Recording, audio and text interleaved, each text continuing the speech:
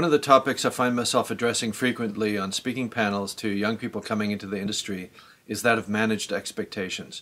And what I mean by that is that when you spend the amount of time that you do in your daily work, 20% of your time is going to be spent on that creative process. Another 80 is going to be spent on figuring out how to generate relationships with clients. Once you've achieved that, figuring out how to maintain those relationships with clients and really get into the communication skills and all the other skills required to maintain that creative process that you do.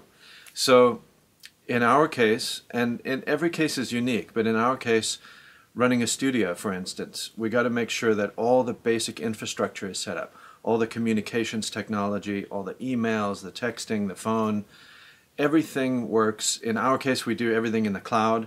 We're a paperless system, so our crew is able to easily communicate with each other and streamline that system.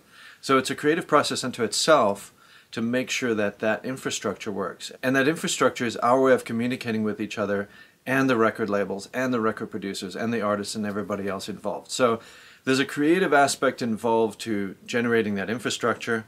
Then there's a creative aspect involved in using that infrastructure. Our communication skills, our dedication to coming in on time, coming in on budget, that consistency is what develops confidence and trust with people.